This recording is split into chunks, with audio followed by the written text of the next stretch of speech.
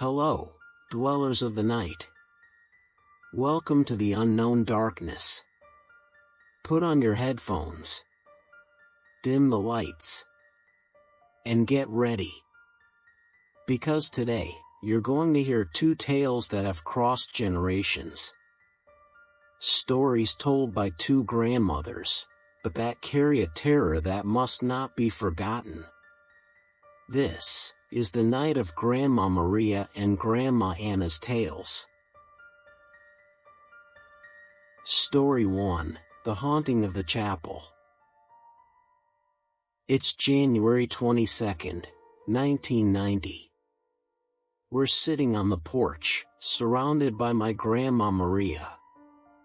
She's in her old rocking chair, her gaze distant, as if remembering something that shouldn't be remembered. My cousins and I gather around, waiting for the next story. The chair creaks, and then, with a firm voice, Grandma Maria begins. You, my grandchildren, can't even imagine what lies deep within that old chapel. I've lived here my whole life, right across from it. I've seen time pass, weeds take over, doors rot, but I've never seen anyone brave enough to go in there after midnight. They say that many years ago, a priest died inside that chapel, alone, during a night in Massachusetts. Some swear he was found still holding the chalice, but the wine had already turned to dark blood. And since then, no one rests in peace inside. I've heard it myself. Bells tolling when the bell is gone. Candles lighting by themselves. And voices praying in Latin as if the Mass had never ended. Once, a brave neighbor decided to go in after midnight.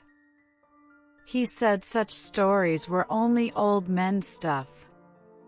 He went in laughing, but didn't come out the same way. Minutes later, we heard his screams echoing.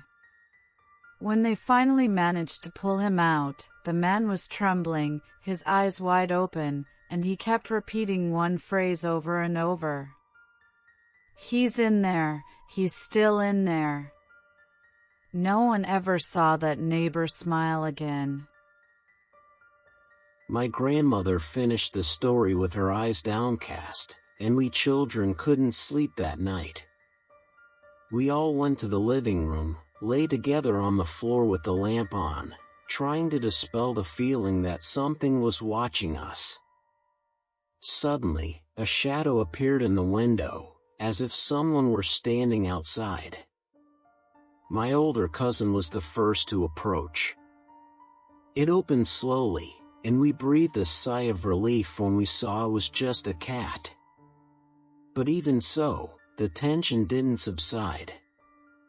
Instinctively, we looked toward the chapel. That's when we saw a woman walking toward it.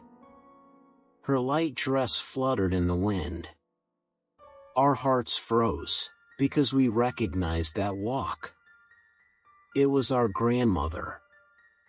But how? She was asleep in the room, we were sure of it.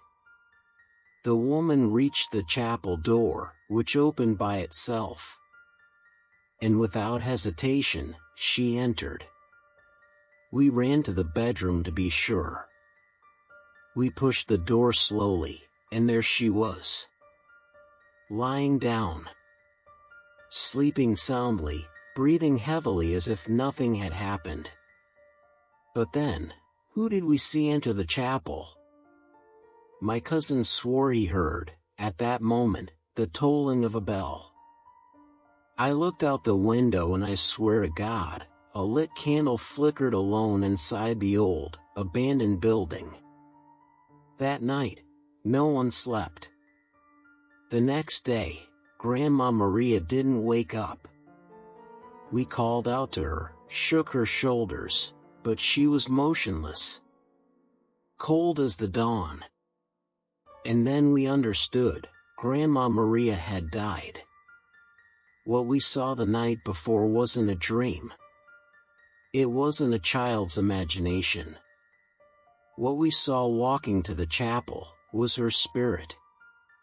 The wake took place inside the chapel itself. While everyone prayed, I couldn't close my eyes for even a moment. Because deep inside, behind the dust-covered columns, I saw a shadow rocking slowly, as if it were an old, invisible rocking chair. And I swear I heard her voice, soft, almost a whisper, saying, "You, my grandchildren, never forget, what is inside never rests." At that moment, the altar candle went out on its own. And I knew, with absolute certainty, that Grandma Maria hadn't left. She stayed.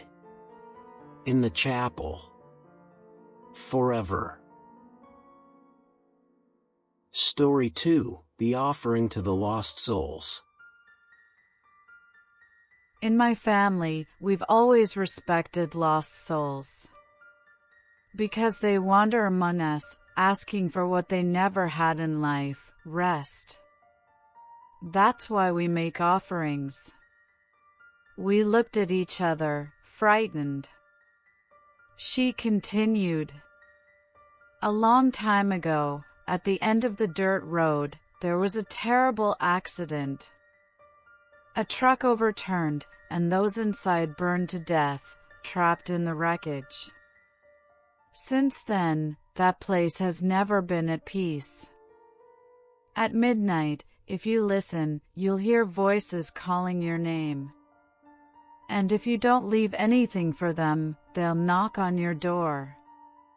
That's why I have this custom. Every month, I light candles, leave bread, tobacco, and kachaka on the side of the road, and murmur ancient prayers in Tupi. Once, a neighbor scoffed at the ritual. He said it was old lady nonsense and took one of the bottles I'd left as an offering. That night, the neighbor woke to the sound of footsteps inside his house. Black, burned footprints appeared on the clay floor. The windows rattled without wind, and he screamed for help. The next day, they found the man, his face turned to the wall, rigid, as if he'd been sucked into the darkness. I warned you. Whoever takes what belongs to the dead becomes an offering in their place. Silence filled the room. But then, outside, we saw small lights walking alone down the road, dozens of them, like candles floating in the darkness. And in that instant, we understood, the souls were passing by, collecting their offerings, and looking for anyone brave enough to disrespect them. These were just two tales, two stories our grandmothers told us, but which must not be forgotten. The chapel still waits. The road still guards their souls. And you, dwellers of the night, will you have the courage to cross these places? If you enjoyed these tales, subscribe to the channel. Activate the bell, and prepare yourselves, because in the next stories, terror never rests.